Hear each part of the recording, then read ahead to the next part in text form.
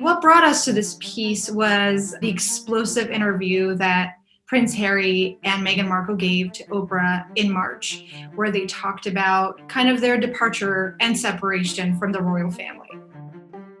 I think people care because it's like the modern fairy tale story, right? But what we're realizing with this interview is that things are a little bit more complicated than that. And they talked about what it means to walk away, what it means to have that media attention, and what it means to be a Black woman in the royal family.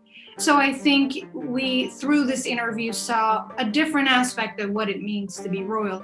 Among the bombshells that they revealed, they made it really clear that the royal family is as much a business as they are a family. So Dennis and I decided to dig into how much money is at stake in this business.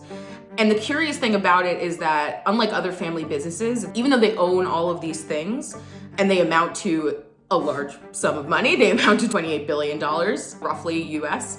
Even though they can't sell any of these items from the business very much depends on their relationship with the public and their relationship with the press and the public persona that they have as a family.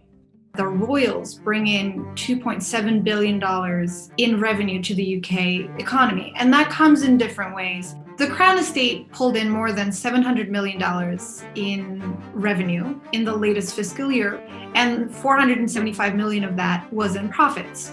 And what happens after that point is that 25% of those profits go to the royal family. 75% of that goes back to the British Treasury. That 25% is what is known as the sovereign grant. And the sovereign grant is solely used towards public expenses of the royal family. So that could include anything from payroll, security, travel, housekeeping, maintenance costs.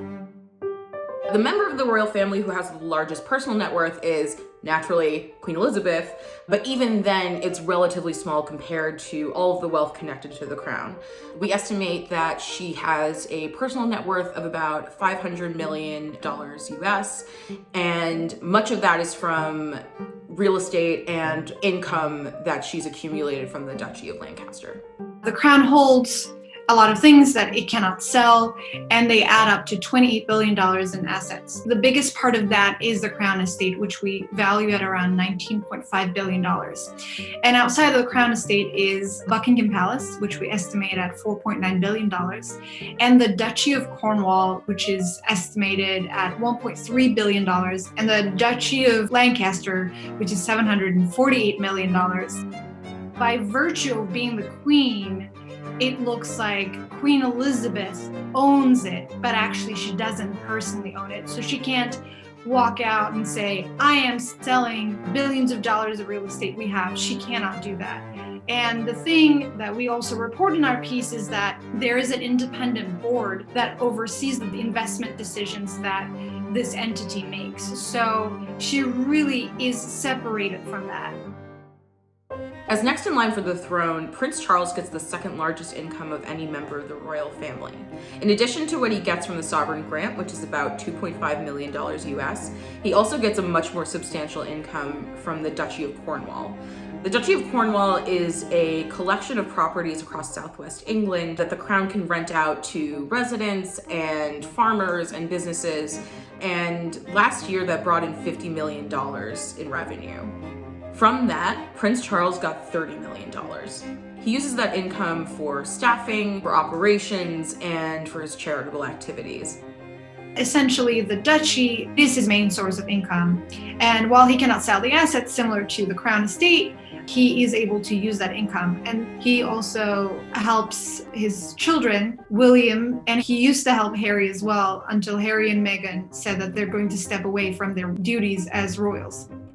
Prince William and Prince Harry. They got a combined $7.8 million last year, although in the interview, Prince Harry revealed that he is no longer getting any of that income.